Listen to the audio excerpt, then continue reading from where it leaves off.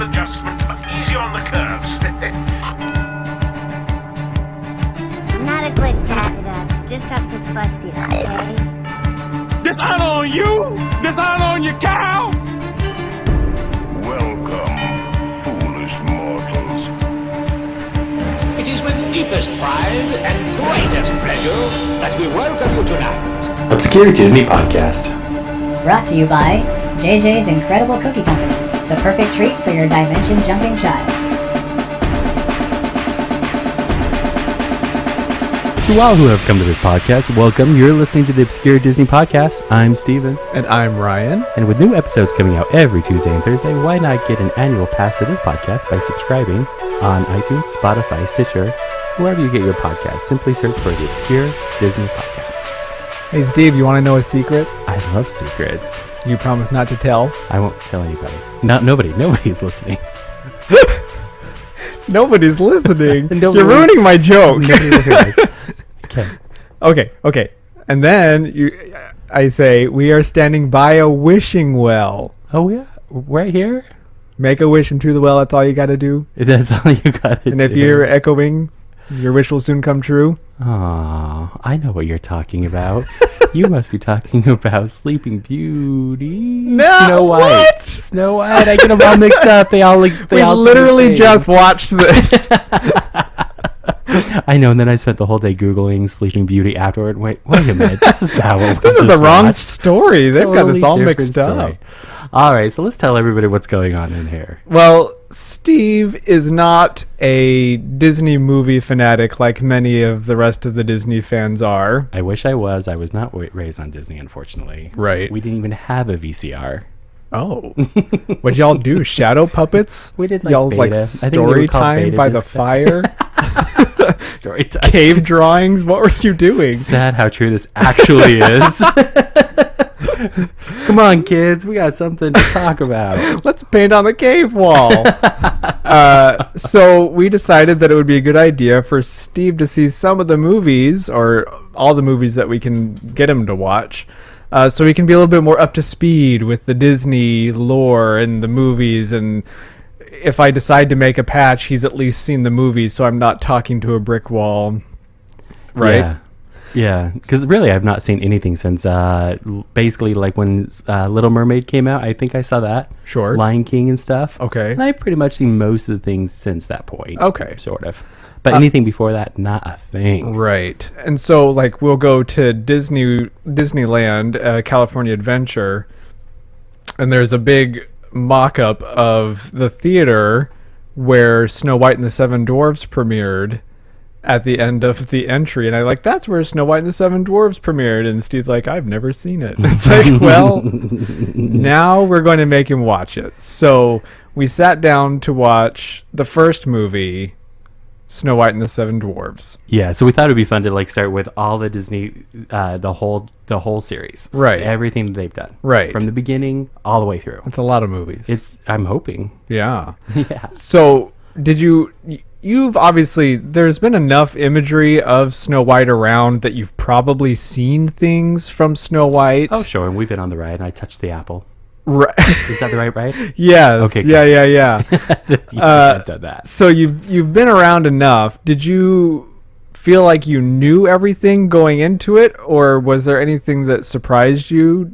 So quite honestly, literally honestly, I I forgot the Seven Dwarfs were in that movie. I was shocked. It's in the title.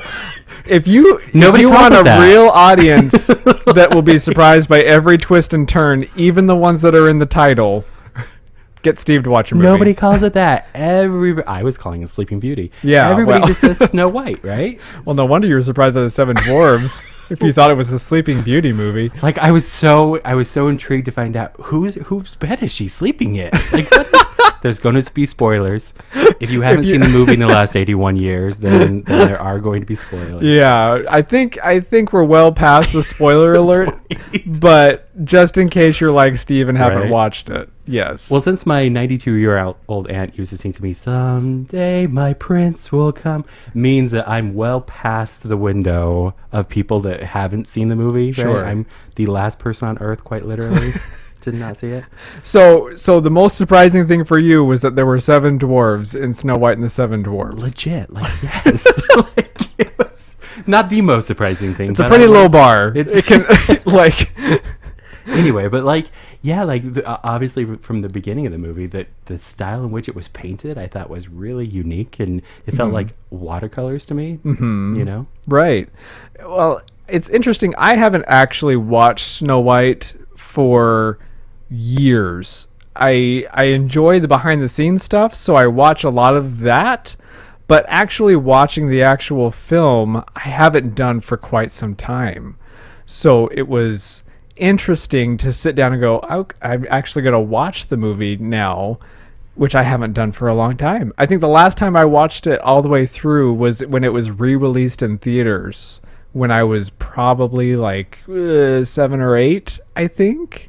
I'm not sure the year, but they re-released it in theaters, Like and the they had the 90s, right? McDonald toys and stuff. And I think that's the last time that I saw the movie all the way through. So it was almost like watching it for the first time for me too. It's been so long.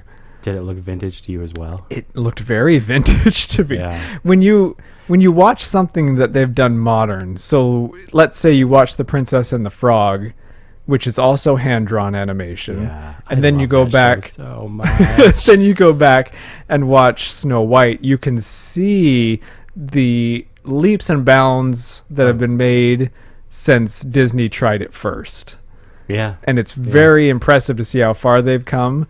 And then it's really interesting also to see where they started, I think. Right? Yeah. I So agree with that.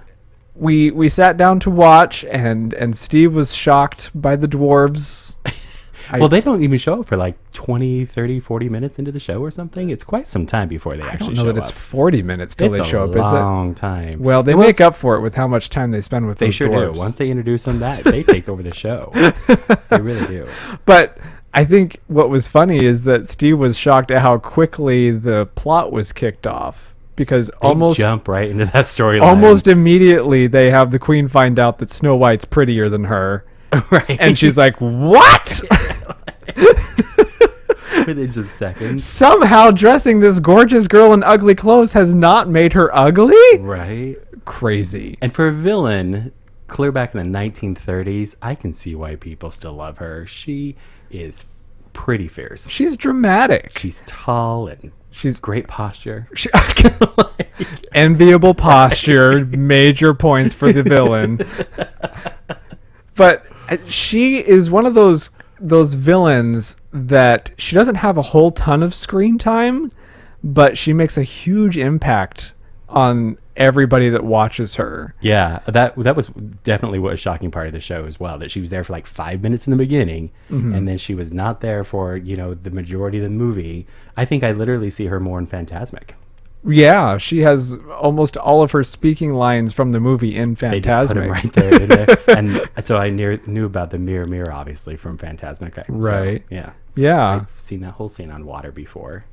Well, how did it match up then versus, like, did it feel like deja vu, or did you feel like you liked the Fantasmic version better? Oh, it's a completely different thing, right? Yeah. And especially since that's a completely brand new modern show, and this was their original beginning show, so that part was pretty cool. And all the animals that are around her the entire time, Right. I totally get why people love these guys. They're pretty cool. I love the animals. The turtle's my favorite. That's quite literally. I think the turtle is my new spirit animal because, like, I thought it was a penguin. Nope, it's turtles. It's a turtle. It's totally like, I think Crush is the coolest character alive. He's not alive. Character ever drawn. And then until I see this little turtle trying to make it up the stairs, and I'm like, I know I how you love feel, when buddy. he tries to get up the stairs. And you get to the top and you just like tumble all the way back down. Oh, always the last one to arrive. Welcome to my life, people. This is welcome to my life. Well, it is interesting, though, because Snow White basically monologues for almost a third of the movie to these animals that are just reacting to her the entire time. And it's like, that's a lot of potentially crazy. If you came across this woman out in the woods talking to animals, you'd kind of just be like, ooh, she's out there. And it's interesting that this whole beginning of this movie is carried by her basically talking to herself Yeah. out in the woods. Yeah, true. Wow. And then what didn't does she think about do? it. She goes and finds his cottage and says, "Oh, come on, guys, I'll be your maid. Why won't you let me be your maid?" And I'm like, "Where were you? Where have you been my whole life?" Come clean my house. I'll just sleep on my bed. I'll sleep somewhere else. And they were so nice to let her, like, all 7 guys willing to give up the bed for one girl. Except for Grumpy, who said in a pig's eye. I do miss the old-timey expressions that were used in the show, actually. But I can't believe They were how much pretty time good. they spend with just business with the dwarves.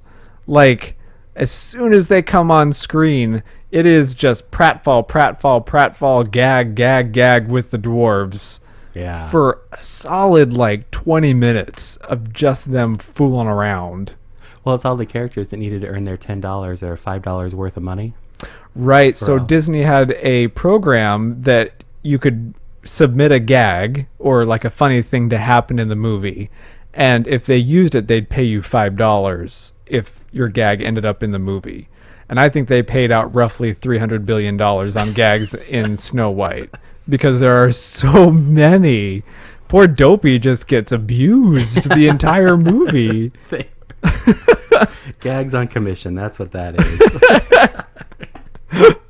But then I always thought it was really interesting when the evil queen turns the corner and decides that the best way to make sure that she's the fairest in the land is to become hideous. Right. That completely shocked me. What is that about? I don't like, know. You come up with a potion so that you're ugly and horrific, and I thought for sure it was the other way around kind of a thing, but or Like that she that started was like out a spell, ugly? or it was an accidental spell, like it didn't mean to happen or something like that. That would have been happened. interesting. Yeah, I thought something along those lines would have been the case, but no, she does it on purpose so that she's incognito. This is what you're gonna do to be not noticeable. Haven't you heard of a wig? Like, but in all reality, I think in the original fairy tale, she just disguises herself and goes and sees Snow White. Whereas I think Disney really ran with that and said she's going to really disguise herself. Yeah. And make herself completely unrecognizable. And it's a fun sequence Yeah. with her making her potion and, you know, that kind of stuff. Well, I was even thinking about that part of the movie where they do the transformation where she does the potion. Right. It feels like we've seen that so many times in movies since then. You know, I feel like you've seen. Sure. That. I can't even name them. Dozens and dozens of times since then, kind of thing. Uh-huh. You know, kind of like a Teen Wolf moment. But do you think that was like one of the most original? Do you think that was the first time it was ever done? Because it was the first animation. It was really. the first fully animated movie. I wonder if he hadn't seen maybe a silent film, because it almost feels like a silent film where she's flailing and her hair's blowing and that kind of stuff. does. So it's possible that he's seen it portrayed somewhere in a silent film, but I think definitely the way that they handled it was so iconic that people after that were like, yeah, let's totally do a Snow White Queen transformation kind of thing where she goes through this whole change, you know. It's a very dramatic moment. And what I think is interesting is she does her transformation, then we go back to Snow White and they're having a party or whatever it is. And then they go back to the queen, and that whole time, what has she been doing that whole time? Yeah, I was 'Cause wondering the same thing. They go back to her, and she's like, "Now I'll make an apple," and it's like they had a whole dance sequence while you were just standing around. Right. Get on the ball. She's then- really fair. She's not getting any less fair. It's true. But how much did I absolutely love this dance sequence scene? Do you love the dance sequence? Well, of course. I mean, that's a scene after my own heart. I totally wanted to join them up in that dance. I felt like it's a fun song. I will say that. I've been humming that song like every time you go on the ride. You can hear a little bit of the song, but it's cute little lyrics, and I don't know if it's based on like a folk song or if Disney just made that all up. But it's a fun little song for sure. I bet they did make it up. They make up most of their music. It's kind of what That's they true. use. The stories are never original, come to find out. Oh, Did not know that. Well, I'm shade. not being shady. Like, it's quite literally they didn't come up with the stories, right? Right. It's But based just on a fairy his tale. interpretation of the stories that have always made it great. But Andrew Lloyd Webber, he doesn't come up with his own stories either, right? Oh. Isn't that true? Well, I don't know. Not to take off topic. Well, true. Yeah, I guess not. I mean, everyone has a source material most of the time when they're creating like a Andrew Lloyd film or Webber stuff. literally even said, "I stole this from the Bible." Like when he did Well, Joseph, yeah. he's like, "I didn't come up with a story." But some of them are better than others, like... But with Disney stories, the Mary Poppins and all the other ones, They're all based on books. they're all stories that, right? Yeah. And it's the only thing the thing that he does so great about it was the fact that he would put the gags and put the music on top of it, and then people Sure. with the story. Yeah. And he did it better. There had been tons of films of Snow White up to this point, and Disney put his own spin on it and made it iconic, which, kudos to him for Yeah. really breaking out of expectations and exceeding those expectations. So now I'm starting to feel like this world of remakes that we're living in today isn't that original of a concept. Like apparently Oh. things were stolen back then too. Right. So there's- Well, I can see where you're going with that. The only difference is now Disney's remaking their cartoons back into live action, which feels backwards to And then me. the next time is going to be like, we're totally going to do it as an animated film, guys. Look out, you guys. Ground Snow White the breaking. Puppet Show is coming out in The 30 silent- years. Going back to silent It's a film. silent puppet show. 30 years from now. I called it. You're listening in 2048, I think it is, right? You said- Sure. yeah. Check out Snow White and the Seven Dwarfs Silent Puppet Edition. But how excited was I when they used the swear word, Jiminy Cricket? Which is your swear word. Yes. it's Well, when you're monitoring yourself. when I do my best to Right. swear appropriately. Did you know that was what they used in there, or where did you come up with that originally? No, I literally, it was when I was working in a retail environment, and you're not allowed to use certain language in front of customers, and so I had to come up with something that would relieve that pressure, and I was like, Jiminy Crickets was the greatest thing to say, and then yeah. So come to find out, I'm not original either. You are a remake I am stealing stuff from an of 81-year-old. 7 men. 7 people did it before you. Did it before me, yeah. But I think even And they did Dorothy says it in The Wizard of Oz. She says think Jiminy so? Crickets. Yeah. Oh, So I have seen that show. So So there it is you go. possible I stole it from there. You're just a copycat. Oh, totally. Yes, that's absolutely The next podcast will be a silent puppet version of Steve. Everybody will love hearing that. It'll make for great podcast. 20 minutes of this.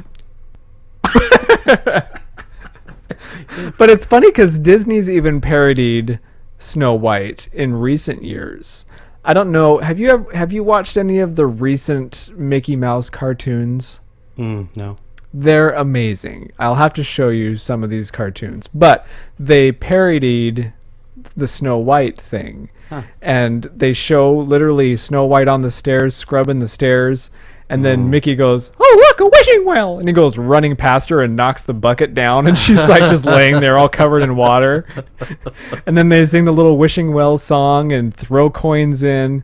And Aw. then Pete shows up and steals all the coins. And everyone freaks out because their wishes aren't going to come true. That Mickey, he's so cute. It's hilarious. We'll have to, if you haven't watched it, I highly suggest you do. It's very funny.